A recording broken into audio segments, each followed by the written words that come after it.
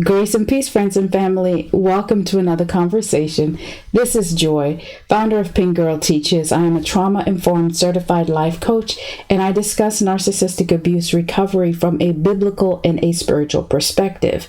If it is your first time here, I welcome you, and it's my sincere prayer that you will get information that will help you heal, evolve, and step into restoration. Before I get started on today's conversation, no foresight, no dignity, the cleanup crew. We're talking about the new supply, yes. But before we dive into our conversation, I do want to take a moment to invite the ladies to join me on Friday night, which is the 21st of April at 7 p.m. Central Standard Time until 10 p.m. I'm hosting the Confidence Shift. How about that? I'm hosting the Confidence Shift, and it's a night that is designed to help you stop auditioning for love and acceptance. It is a free event, and if you are interested in registering, visit www.pinkgirlteaches.com, and you'll find it under the Events tab. You can also browse the website to see what else is offered, right? But let's dive into our conversation. You know, a lot of times when the relationship with a narcissist falls apart, which, by the way, is a blessing in disguise. It is the redemption of God.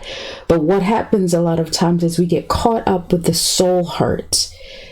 I mean, it's devastation that impacts you in so many different areas of your life. And you're grasping for, bits of reality, truth. How did this happen? What is real? What is not real? Was everything a lie? And it's devastating, to say the very least. And you look up and you see the narcissist in the new supply skipping off into the sunset, making merry. And you're like, but what about me? And we feel like, what does this new supply or this new person offer that I don't? We're not comparing ourselves. That's what we're not doing. Again, stop auditioning for love and acceptance. It starts with us. We are not comparing ourselves to somebody who may or may not know who this person is. But what I do want to say, and for the sake of this conversation, right, is that narcissists are pathological cheaters, meaning they're obsessive when it comes to cheating, whether it's emotional or physical cheating. Sometimes they take your finances and spend that on the new supply. That's all forms of cheating. And some people think that, well, because you didn't catch them do it, or because there was no evidence, they are cheaters. Again, whether it's on an emotional, psychological, or financial, or even a physical nature, they cheat. They cheat. One thing that they are good at is covering up their tracks. But when they really don't care, hey, they don't care whether you find out or not. And they're really not sorry. They're sorry they got caught. But to be repentant? No. What is that to them? Nah. They're sorry they got caught. But there are instances where the new supply knows that this person is possibly married or has somebody in their life. And I need to respect that relationship. We do need to respect each other's relationships, but they don't care. They become blissfully unaware of the truth about what they are getting themselves into. They're caught up in the excitement of this new relationship and the promises that the narcissist is making. All the things that they promised you become the new supply promise, and this gets them excited. But we recognize that this is love bombing. They feel wanted, and they're getting all of the narcissist's attention.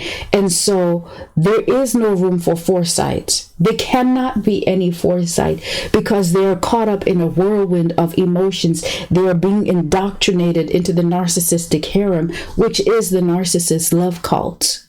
They're not thinking clearly. And would they want to think clearly when everything feels good? Remember, the heart is wicked. We can't trust that thing. I mean, we tried to trust our hearts, but look where it ended, right? They're not thinking about the potential consequences about getting involved with somebody who is already involved with somebody else. They don't care about the children. They don't care about what, the truth that is in front of them. The narcissist says things like, well, we're just roommates, or I'm just there for the sake of the children, and my life is trapped, and you give me so much excitement and fulfillment.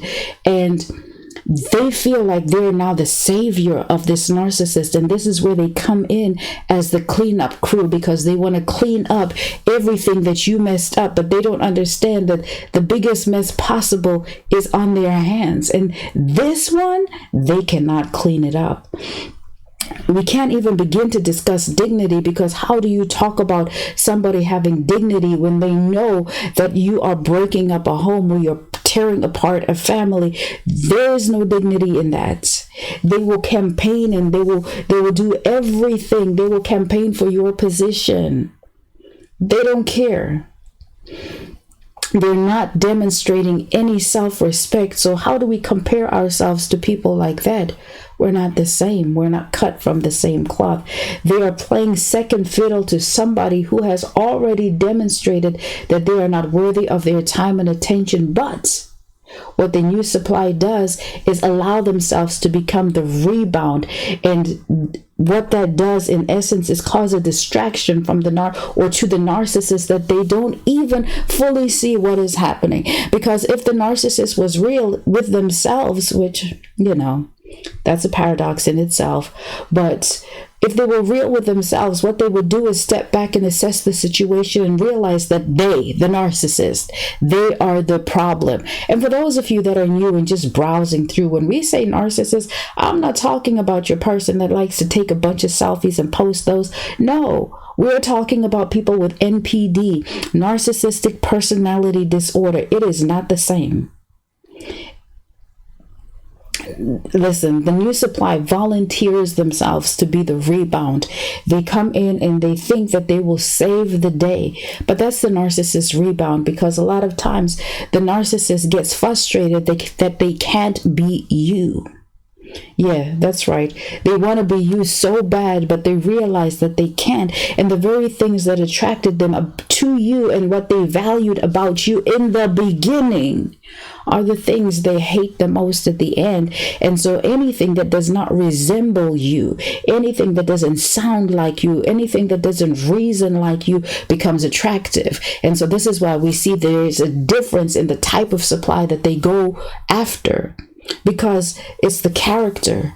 It's, and if they couldn't dominate you, they want something different. Sometimes it's a lesser challenge so that they feel that they can have victory in some area. Listen, we can't rationalize with these people and their way of thinking, because they are irrational. So we don't waste our time on what we cannot change, but we accept it for what it is and we press forward. Instead of the new supply demanding respect and consideration that they deserve, they just yield to the narcissist's desires. And this is one thing that is different about you and the new supply, is because by this point you've been asking them to be accountable. You have been commanding some respect. You are trying to get them to take responsibility, and all of that is too much adulting for the narcissist. And so what do? They lean back on those that lack the foresight, those that don't know the truth, those that can still be deceived, those that are willing to sacrifice themselves to a pagan god and lay down on a pagan bed and engage in idolatry worship, or engage in idolatry, which is Baal worship, and they don't care. This is what the narcissist comes to do, to solidify the work of the enemy, to steal, kill, and to destroy. And what the narcissist has realized, or what they believe sometimes, is that they've brought you to nothing, that they've rendered you powerless. But what they don't know is that the discard is God's redemption. And so while they feel that they're leading you to rock bottom, which by the way is not such a bad place, right? Because many of us found Jesus at rock bottom, many of us repented at rock bottom, and many of us were saved at rock bottom. Rock bottom is powerful. It just depends on how you want to look at it. But the new supply, while you're at rock bottom, is floating on cloud 9, full of deception, beds of sorrow breeding. They just don't know what's coming next. But what you got to realize about the new supply is they come in like the cleanup crew. They're more of a cleanup crew than a cleaning lady or a cleaning man. They're the crew. They come in to pick up the pieces after the narcissist discards you and they're playing victim, right? After the narcissist starts claiming that you ran off with the children, after the narcissist feel like, hey, Their life is falling apart because they have to play the victim, even though they did all the victimizing. They have to be willing to take on the emotional baggage, the manufactured drama that comes with being involved with a narcissist who has a history of lying, of manipulating, of controlling, of stealing, of cheating, of breaking hearts, of causing pain, grief, sorrow, misery. They come in and they pick up that emotional baggage. Yo, that's too much. It's too much. But also, let's not forget about the potential of STDs, and some of them, there is no cure. Let's just be real. Some of these things have no cure. And there are so many unpleasant consequences that arise from being entangled with a narcissist. All we have to do is look at our own history. Some of them are violent. Some of them, they get in these relationships because they see a fight start to come up in your eyes, which causes a narcissistic injury. When they come and they try to threaten you, when they look at you with those black eyes, when they give you that narcissistic smirk and you fight back, even without words, but just the look of resilience that lights up your face, and the narcissist knows not this one, and that's an injury, and they go off to this new supply who is oblivious to all of these things, and they choose them sometimes just so that they can dominate them because they couldn't dominate you. And this is when you see that the new supply looks like you, because the narcissist, in their twisted way of thinking, wants to dominate you, but it's not really you because it's a different person. But like I said earlier, we can't rationalize with the irrational. We just can't. The new supply oftentimes really don't know what they're getting into. They may have been like you or myself, who was looking for love and companionship, but they end up with this situation on their hand. And although there are red flags, they ignore them. Although the narcissist tells some truth but laces it with a bunch of lies, they miss it. The new supply may know about you, may know about the children, may know about the life. They may know all of those things and not care, because they themselves are governed by a spirit of pride. And pride tells them that they can do a better job than you can at taking care of this person or loving this person. But time exposes weak bonds. They will find out for themselves. I want to encourage you today to not feel like you've lost something. All you lost was dead weight that could never pick itself up, weight that could never give back to you the same way that you give into a relationship. There is no reciprocity with a narcissist. There is no building on a solid foundation, because the foundation was built on lies. The foundation was lies, should I say, deception. And they're not on the same mindset or trajectory as you. And so, yes, the new supply oftentimes lacks foresight, and that's why they dive deeper into this relationship and they fight hard for the narcissist. They plead their case, they show up in court, they pay their bills, they act like the cleanup crew, basically. But there's also a lot of, they also lack that dignity, that they would be willing to clean up after somebody else, that they would be willing to stand by and watch children grow up without a parent, or they're happy to lay down next to somebody that does not take care of their children, that does not acknowledge their children, and act like it's okay, and then think.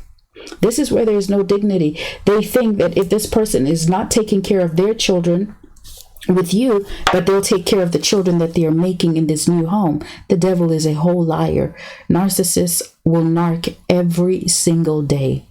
I want to thank you so much for sharing your time with me. If you know somebody that needs to hear this message, please do share it with them. Smash that like button, and I'll see you in the next conversation. Continue to come from behind, fearless one, and pursue your most significant state. God bless.